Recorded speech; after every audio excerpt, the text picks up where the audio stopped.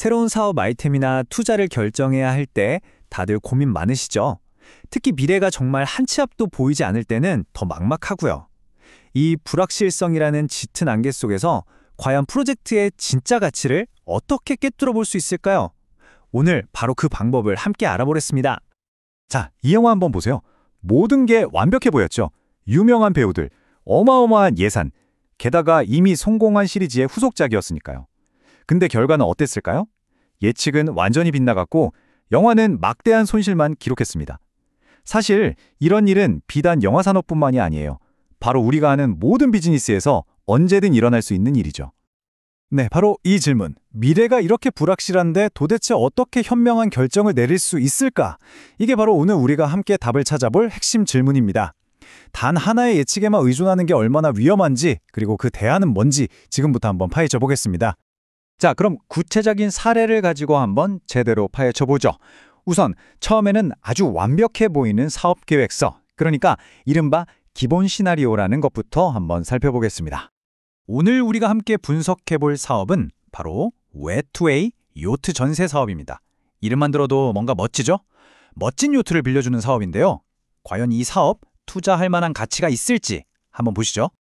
자, 먼저 이 사업을 시작하려면요. 초기 투자금이 무려 350만 달러가 필요합니다. 와, 정말 적은 돈은 아니죠? 자, 그럼 이 사업 계획서의 가정을 한번 볼까요? 매년 85척의 요트를 팔 수 있을 거라고 보고요. 가격은 한 척당 4만 달러로 잡았습니다. 그리고 요트 한 척 만드는 데 드는 변동비는 2만 달러, 여기에 매년 고정적으로 나가는 비용이 50만 달러라고 하네요. 이 모든 가정들을 다 종합해서 계산해 봤더니 짜잔! 프로젝트의 순현재 가치, 즉 NPV가 약 8만 8천 달러가 나왔습니다. 이 NPV라는 게 뭐냐면요. 미래에 벌어들일 돈을 현재 가치로 바꾼 건데 이게 0보다 크도? 그럼 일단 이거 투자할 만한데? 하는 긍정적인 신호로 볼 수 있는 거죠. 자, 어떠세요? 이 숫자만 딱 보면 와, 당장 투자해야겠다 싶죠? 하지만 잠깐만요. 이 계획은 어디까지나 모든 것이 예상대로 착착 흘러갔을 때의 이야기일 뿐이거든요. 현실은 과연 이럴까요? 이제부터가 진짜입니다. 이 완벽해 보이는 계획에 한번 스트레스 테스트를 해볼 시간이에요. 바로 만약에라는 질문을 던져보는 거죠. 시나리오 분석이라는 걸 통해서 다양한 가능성을 한번 탐색해 보겠습니다. 자, 한번 상상해 보세요. 세상에는 정말 극과 극의 상황이 있을 수 있잖아요. 예를 들어 경제가 너무 좋아서 요트가 불티나게 팔리는 최상의 시나리오가 있을 수 있고요.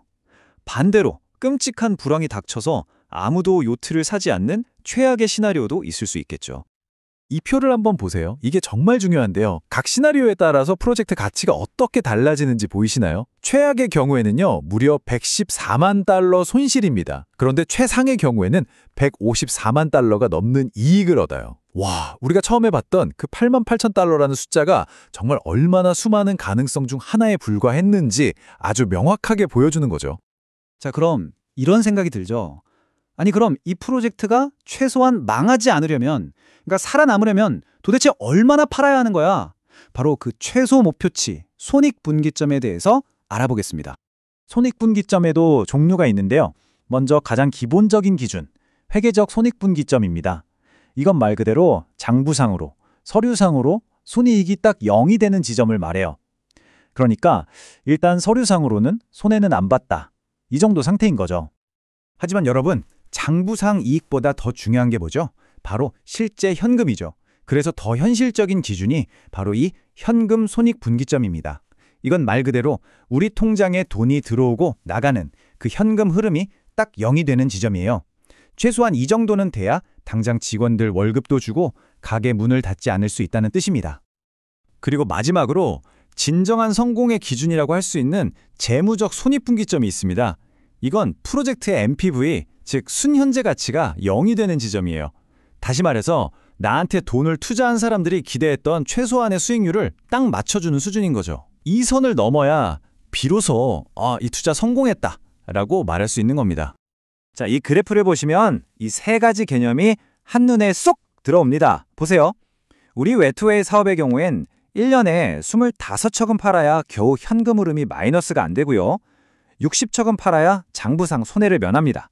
그리고 진짜 중요한 거, 투자자들을 만족시키려면 최소 84척은 팔아야 한다는 걸 바로 알 수 있죠.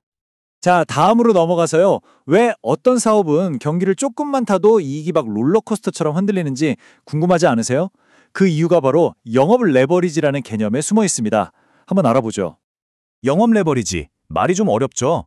아주 간단히 말하면 우리 사업의 이익이 매출 변화에 얼마나 민감하게 반응하는지를 보여주는 지표예요. 핵심은 바로 고정비입니다. 그러니까 공장 임대료나 비싼 기계값처럼 매달 고정적으로 나가는 돈이 많으면 많을수록 이 영업 레버리지가 높아지는 거죠. 자, 이런 공식이 나오면 머리가 아파오죠? 근데 전혀 복잡할 거 없습니다. 핵심은 아주 간단해요. 우리가 버는 돈, 즉 영업 현금 흐름에 비해서 고정비가 얼마나 큰지를 나타내는 거예요. 그래서 저는 이걸 리스크의 공식이라고 부르고 싶어요.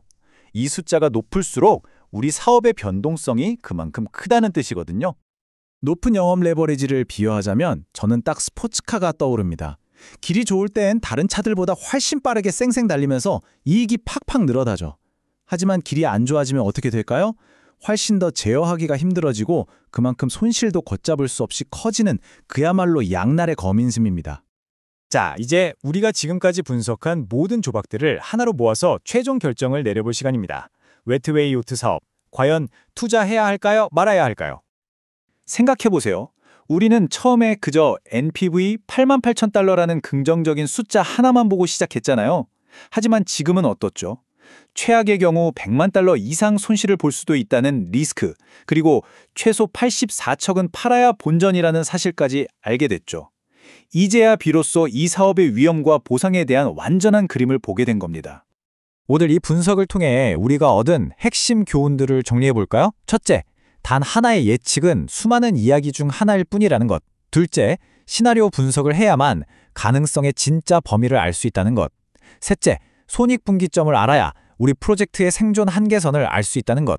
그리고 마지막으로 영업 레버리지를 통해 우리 이익이 얼마나 흔들릴 수 있는지 그 리스크를 제대로 파악해야 한다는 겁니다.